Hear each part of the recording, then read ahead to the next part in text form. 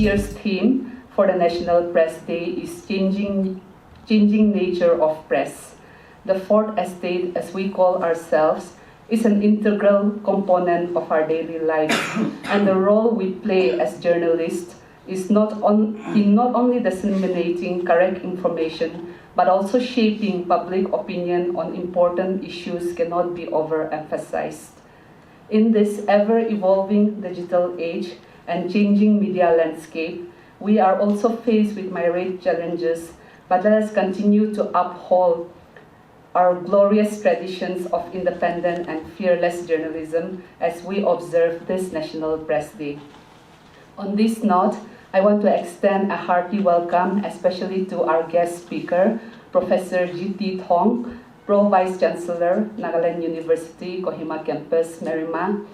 We also want to welcome Deputy CEO of NBOC WWB, Engineer Vikeheto Naki and his colleagues, all our well-wishers and members of the Kohima Press Club to the commemoration of this significant day.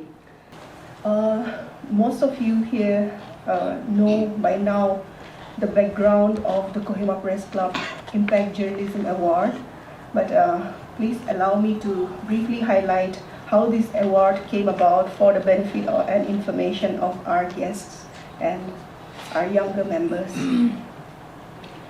The Kohima Press Club Impact Journalism Award was initiated 4 years ago in 2020, the year of the COVID, the dreaded COVID.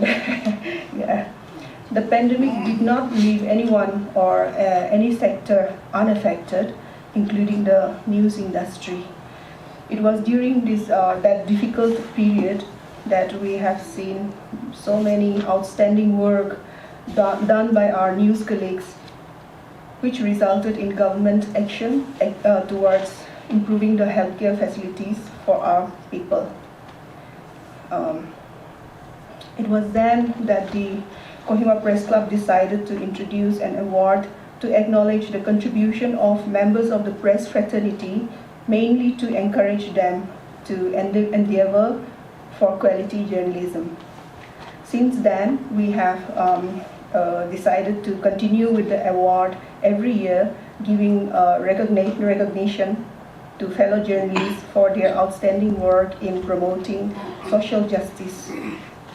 This year, we had a few contenders for the award, and our jury members had a tough time again deciding who best deserved the honor.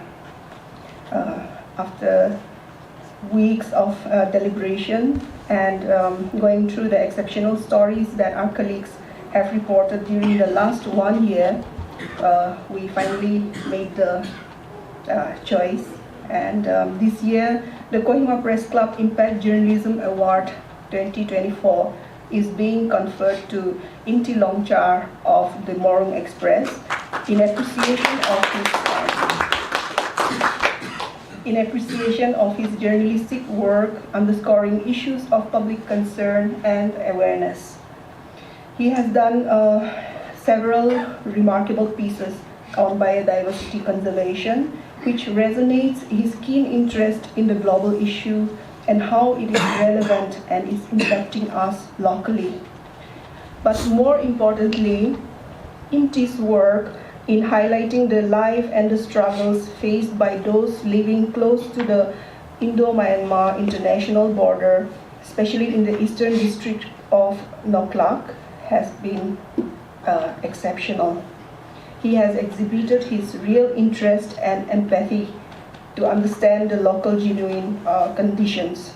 Very few journalists take pain to go the extra mile to understand the local communities better. Inti's efforts come as an eye-opener for others to emulate. Yeah.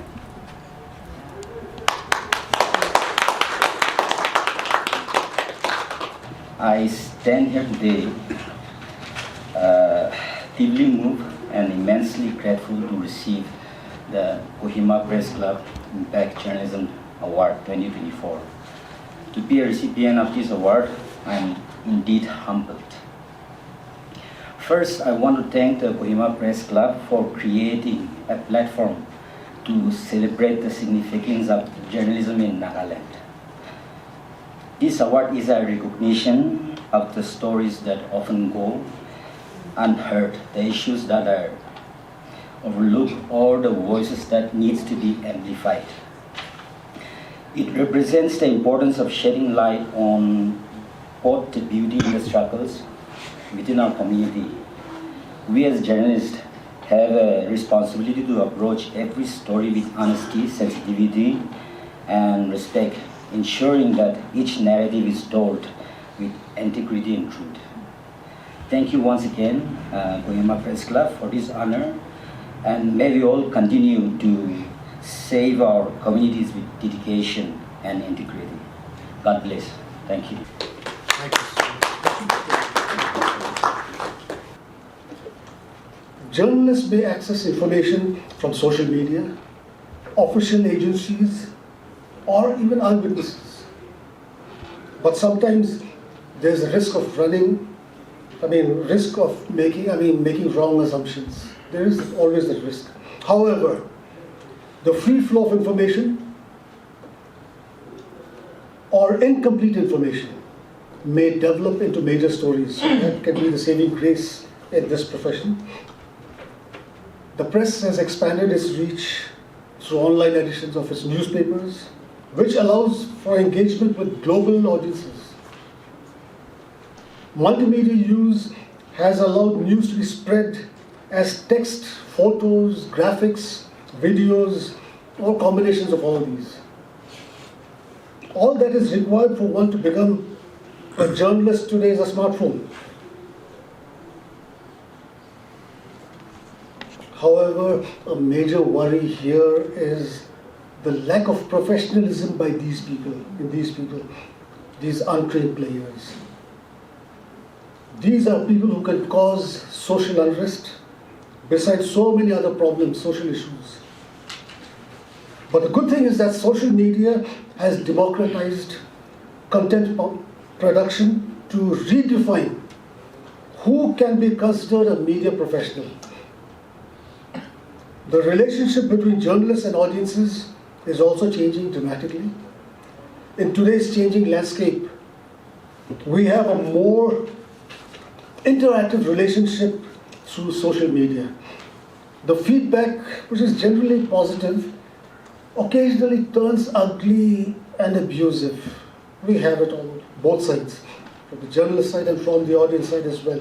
This is most unfortunate, but people have political agenda. Another cause for concern is that the internet has locked users in ideological echo chambers, which has led to fragmentation and radicalization of political journalism. I have some politician I like. I go into the internet, spend my time listening to all the rubbish for the others, but the Bible for me, the good word for me, and I come out radicalized, and I get more and more radicalized. This is happening. Modi's followers, Arvind Kejriwal's followers, and it's in a wide spectrum of the audiences. Now we have another change. It was there journalists operated even during the Second World War, we know, but they were very few and far between. The increasing rise of freelance journalism is noted in modern times at a very progressively higher rate. Some of these journalists, some of them are real daredevils. They plunge into dangerous situations, even during natural disasters, where there is social unrest, even during military operations, just armed with their smartphones or any portable recording devices. They often place themselves at extreme risk, even at risk of death, to share images and videos of action from within hostile environments through social media. Of course, some of these recordings are also sold to big publishing houses for very large sums of money. But there is business.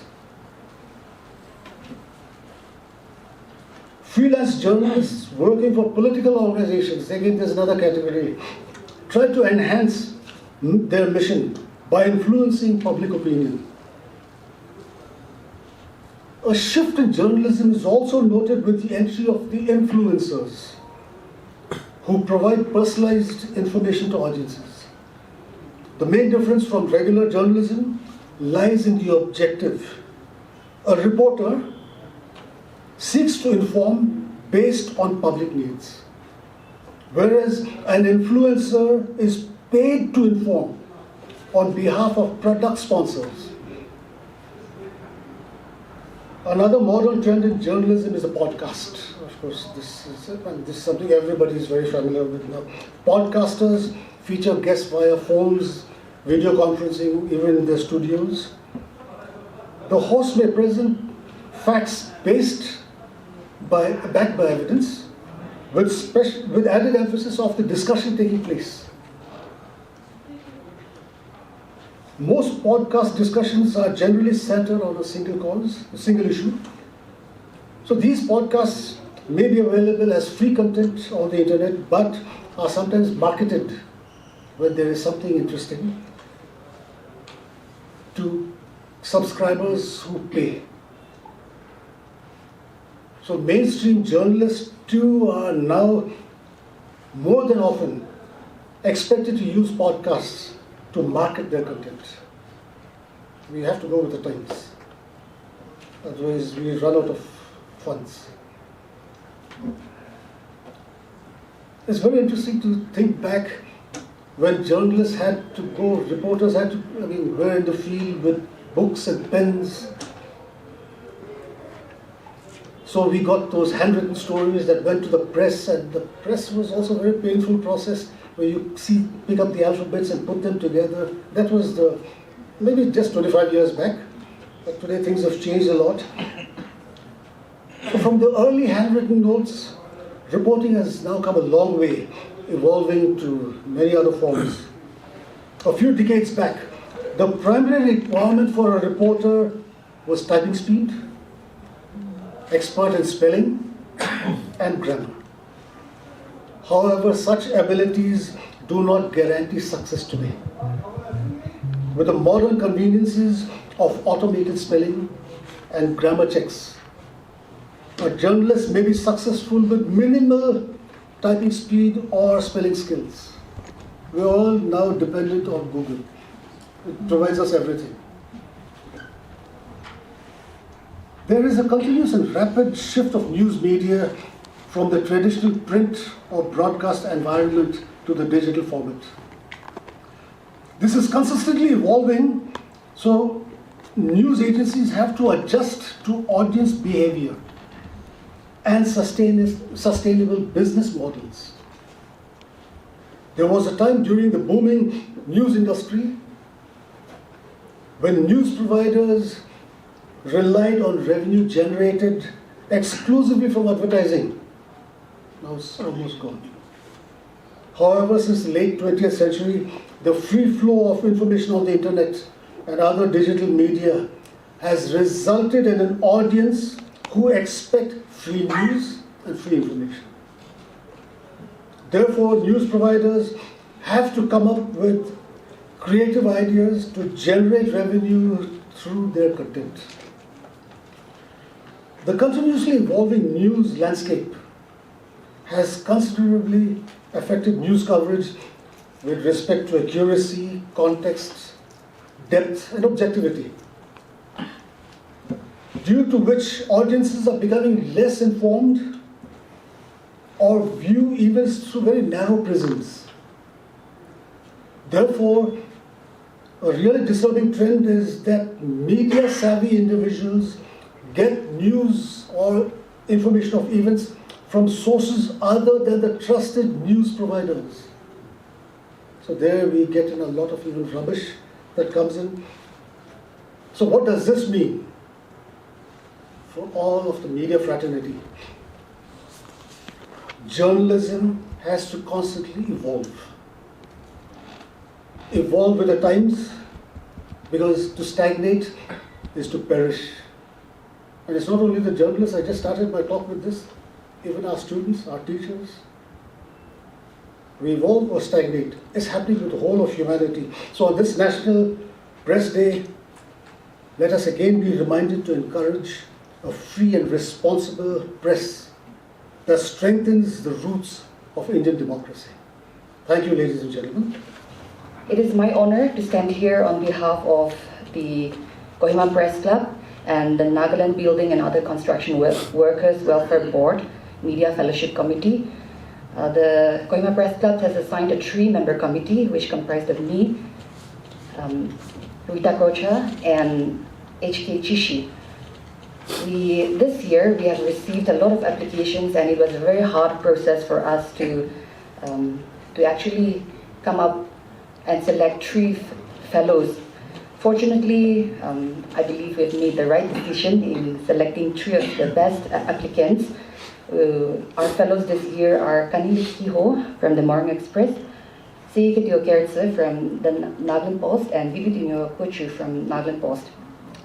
Rita has briefly highlighted about this fellowship. This is the 3rd year into the fellowship. Our collaboration with the NBOC WWB started off in 2022 when the first fellowship was introduced. That year I was also fortunate to be a fellow along with 2 others. When it started in 2022, it was introduced to the print and digital media. Last year, that is in 2023, it expanded to the multimedia. We had photojournalists and video journalists joining other journalists, print and digital journalists. This year, all 3 fellows are from the print media. Our fellows, like the other years, will receive an amount of rupees 50,000. But unlike other years, whether fortunate or unfortunate, the number of stories was reduced to 4. So fellows this year had to write 4 stories as part of this fellowship. In the previous years, it was 5 stories. We were more lucky, I guess, to write more about the construction industry. We had written 5 stories each. So this year, we've had very interesting stories. Each year, in fact, because this is a collaboration between the Kohima Press Club, the NBOC WWB, each year, we get very interesting stories about the construction sector.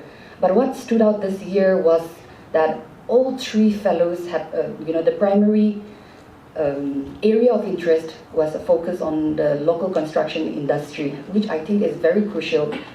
From our fellow Bibitinho Kochu, we've learned how the local construction and supply industry here in Nagaland are transforming. She has also highlighted about the untold stories of the construction workers. She's also not only focused on the locals, but also analyzed the preference of non-locals, construction workers in Nagaland. Another very interesting piece was on how the Nagaland experts are calling for a resilient infrastructure in the state. From our fellow Seike Tukeritsa, we've learned about how the Nagaland construction workers are facing challenging conditions. How he's also not only focused on the local construction workers, he's also highlighted about, it's a way of balancing, I guess, how migrant workers are finding livelihood on the National Highway 29, which is a very crucial link connecting Kohima and Dimapur. He's also highlighted about the state's declining construction workforce, and I think one of his best works was also on the endangered heritage, the declining of dahus. I believe our members here have read. It is about the traditional stone amphitheaters, which most of us also personally loved. And from our fellow Kanili Kiho, we've learned about the bias barriers, the challenges that the Naga laborers face. She's also written a very interesting piece on the roadmap for Nagaland's construction industry. I think this piece will be very beneficial for the welfare board as well. And not only that, she's highlighted about Nagaland's rich art in woodworking. I think this is something very interesting as well. And her last piece was on the evolving construction practices in Nagaland. So our fellows have delivered very interesting stories, and we are all very proud of them.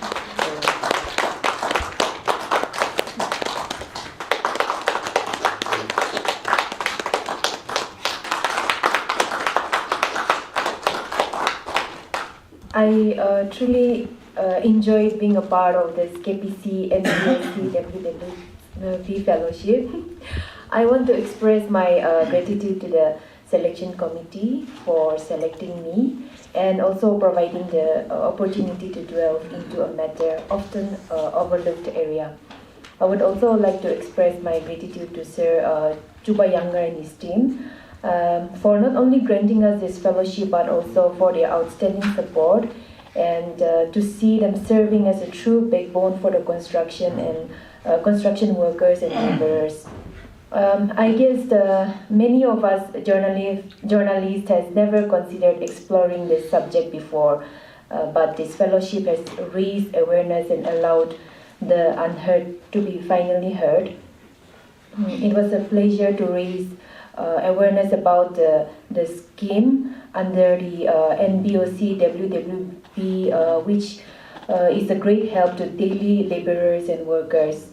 I encountered workers who did not know about this board, and those some knew about the board, yet they lack bank accounts, Aadhaar or ID card, highlighting the need for greater awareness.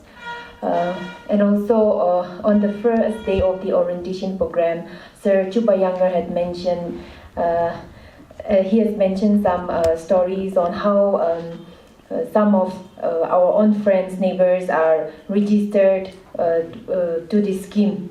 And I also saw the list, and it was amusing and funny to see the names of my friends, neighbors, and relatives who are not laborers, but they are registered and is benefiting the scheme. And also, I truly enjoyed engaging with the people in the construction industry, especially the laborers who face numerous challenges yet continue to smile and work diligently. I spoke with several stakeholders who emphasized the necessity for more schemes, policy for workers, safety measures and insurance coverage, as well as the importance for creating awareness and support for these workers. And it was enlightening to see that the board was envisioning the same. Thank you. It is indeed an honor for me to stand here today and share a few of my experiences to you on this prestigious media fellowship grant that I received 2024 through the KPC and BOC WWB.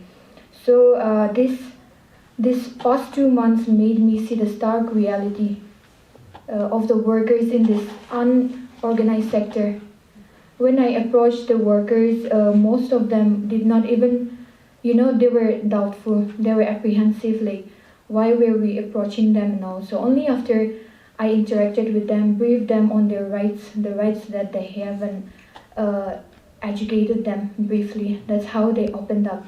I'm sure my counterparts also did the same. So we are really fortunate, and we are really indebted, grateful to the KPC and BOC WWP again for this platform, because as journalists in Nagaland, you know how our state is.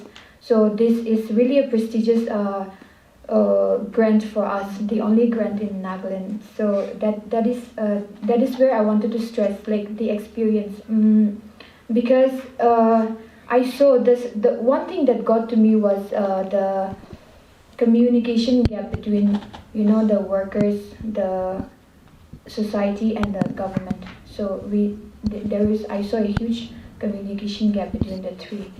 And we are hopeful that through our stories, for me personally, maybe I could not do my best, but I hope that the stories that I did was from the heart, from the the architects, the experts, the entrepreneurs, the contractors. First of all, I would like to thank our KPC, our club, and also the NBOC WWB for this opportunity. Apart from the financial benefits, which is obvious, I also, through this fellowship, learned a lot of new things, new experiences. And one thing that stood out was the problems faced by one of the most vulnerable section of our society, the construction sector, the workers in the construction sector. I tried my best, and even I pitched in my pitch for the fellowship, that I'll try to highlight the positive aspects. But I found it really hard because a lot of them were going through harrowing times, living from their hand to mouth, and also easily susceptible to this exploitation and abuse, apart from the uncertainty they face every day, whether they will get a job or not. So it was hard. I tried to bring out the best possible stories, but it's very hard when we listen to their side of the stories. And also, apart from, most of us here are journalists by profession, but I also learned that through this fellowship that we also have to be to give voice to the voiceless people who also most of the time go as unseen. And also, most of the time we are too relaxed with our job. We do not want to go out of our ways to find or try to understand the problems. But this fellowship was one such. It was a little push, a little spark that helped me, I believe, in better understanding my profession. And I hope my stories made some impact in the sector.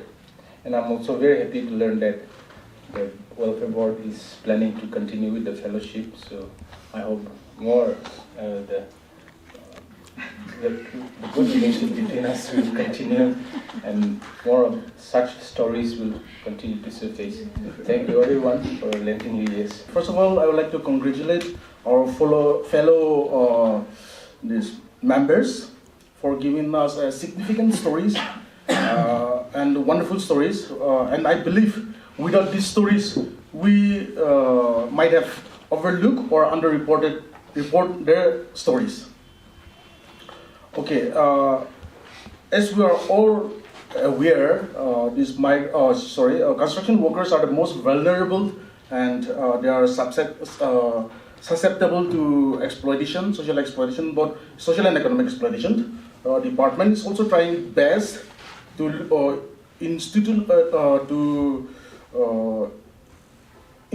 institutional regulation, to bring out an institutional regulation to this sector. But however, as we all know, most of the construction workers are seasonal. Most of them are seasonal. They are scattered and they are unorganized. So that is a challenge the department is facing right now. We also know Nagaland being a non-industrialized state, with rapid urbanization, construction sector is the most economic activities in our state. However, till now, our unemployed youth could not fully tap these opportunities.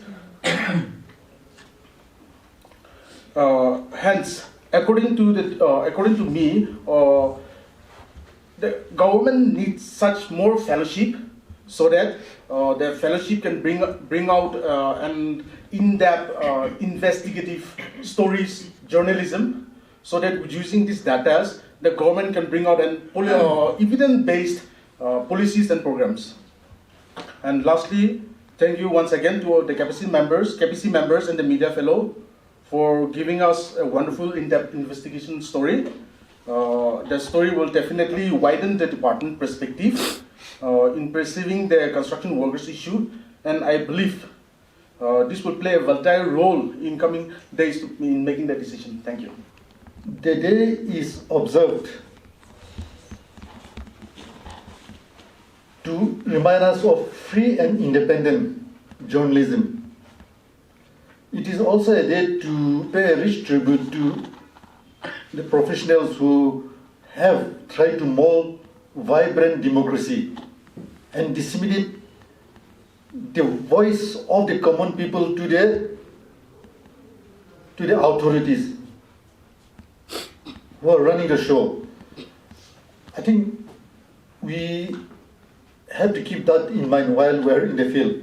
It is also a day to remind us about the ethical journalism.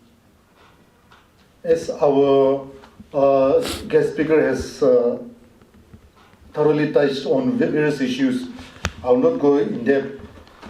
This year's theme of the National Press, the changing nature of the press, befits today's media landscape and the invasion of a new age media on traditional and mainstream press.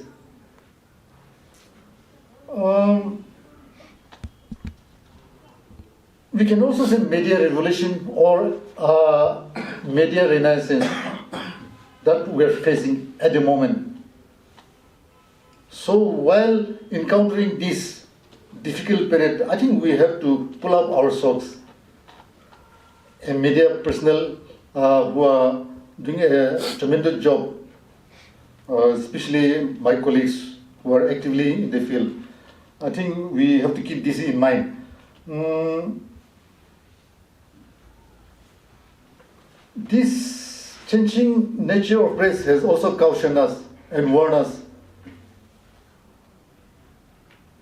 The changing landscape of the media, where hundreds and thousands of the professionals are being laying off.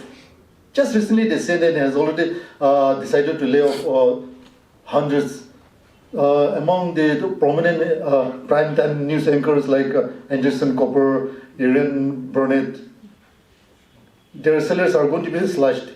They were earning around $20 million a year, $76 million a year. See, this is the situation we are facing. So I think we all have to pull up our socks